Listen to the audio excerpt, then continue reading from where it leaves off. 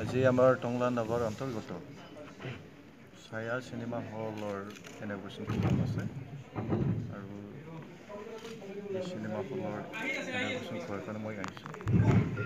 টংলা নগৰৰ মাজতে ধনেশ্বৰ বড়ো তেখেতে চিনেমা হল এখন খোলাটো আমাৰ কাৰণে বিৰাট ভাল কথা। তেখেতে খুব ডাঙৰ এটা কাম কৰি দিছে। আমি খুবেই সুখী হৈছোঁ। টংলাবাসীৰ কাৰণে, ওদালগুৰি জিলাবাসীৰ কাৰণে, সকলো ৰাইজৰ কাৰণে এটা ভাল কাম কৰি দিছে। কিন্তু চিনেমা ডিপাৰ্টমেণ্ট কালচাৰেল লাইনৰ কাৰণে তেখেতে খুব এটা ডাঙৰ মহৎ কাম কৰি দিছে। তেখেতক আমি চাম, ধন্যবাদ দিছোঁ। আচলতে ধনেশ্বৰ বড়ো ৰিয়েলি মানে ছ'চিয়েল ৱৰ্কাৰ হিচাপে আজি পৰিচিত হৈছে, ছ'চিয়েল ৱৰ্কাৰ হিচাপে। কাৰণ তেনেকুৱা কাম অন্য ব্যক্তিয়ে কৰিব পৰা নাই। আমাৰ অল BTC এটাও চিনেমা হল নাছিল, টংলাত এতিয়া হৈছে। সমস্যা আছে, বহুত প্ৰব্লেম আছে। আৰু চিনেমা ডিপাৰ্টমেণ্ট বা কালচাৰ ডিপাৰ্টমেণ্টৰ মই EM হিচাপে কৈছোঁ যে ফাণ্ড শ্বৰ্টেজৰ কাৰণে আমাৰ BTC অঞ্চলত চিনেমা হল খুলিব পৰা নাই, তেনেকৈ খুলিব পৰা নাই। তথাপিও নিজে চেষ্টা কৰি ধনেশ্বৰ বড়োই চিনেমা হল খোলাটো ডাঙৰ কাম তেখেতক ধন্যবাদ দিছোঁ। আৰু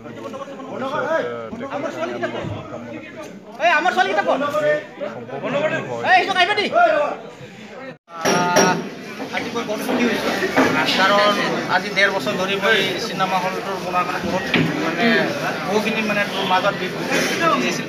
গতিকে আজি মই যিহেতু আজি অ'পেনিঙৰ এটা সিদ্ধান্ত লৈছোঁ, গতিকে সমূহ ৰাইজে মোক সমৰ্থন দিছে। গতিকে মই আশা কৰোঁ আপোনালোকৰ যোগেৰে যি নিশ্চয় আমি আগন্তুক সফলতা হ'ম। দাদা, আছাম ফিল্ম ফাইনেন্সে যে আপোনাক ছাবচিডি দিয়াৰ কথা কৈছিলে, সেইটো আপোনাক ইতিমধ্যে দিছে? প্ৰচেছ হৈ আছে, এতিয়া কোনো আগবঢ়াব পৰা নাই। নিশ্চয় তেওঁলোকৰ যিটো কথা দিছে হয়তো কথাটো হৈছে কি যে আমাৰ BTDত আজি তাৰমানে ধৰি লওক এই এটা চিনেমা হল দেখা নাযায়। গতিকে আজি মোৰ এটা ইণ্টাৰেষ্টেড আছে। গতিকে BTDৰ সমূহ দৰ্শক ওদালগুৰি জিলাৰ ৰাইজক মই এটা মেছেজ দিব খুজিছোঁ যে আমি যিহেতু নতুনকৈ ছায়া ডিজিটেল চিনেমা হল এটা অভিনয় কৰিছোঁ, আৰু সেই লক্ষ্যক লৈ তেওঁলোকে যদি অনুষ্ঠানখন দিয়ে ৰাখে, সঁচাকৈয়ে আমি টংলাবাসী হিচাপে খুবেই গৌৰৱান্বিত বা উৎফুল্লিত যে টংলাৰ পুনৰ টংলাবাসী ৰাইজে চিনেমাৰ যি উপভোগ কৰিব পাৰিব, চিনেমা উপভোগ কৰিব পাৰিব। আৰু লগতে আমি আশা কৰোঁ যে এনেকুৱা ধৰণৰ চিনেমা হল যাতে BTDৰ অন্য প্ৰান্ততো হৈ উঠক। আমি গম পোৱা মতে গোটেই BTD অঞ্চলৰ এইখনেই প্ৰথম চিনেমা গৃহ বুলি ইতিমধ্যে আমি খবৰ পাইছোঁ। আৰু আমি আশা কৰিছোঁ যে যাতে অসম চৰকাৰে চিনেমা হল এষ্টাব্লিছমেণ্টৰ ক্ষেত্ৰত যি স্বত্বাধিকাৰী তেওঁলোকক সহায় সহযোগিতা আগবঢ়াওক।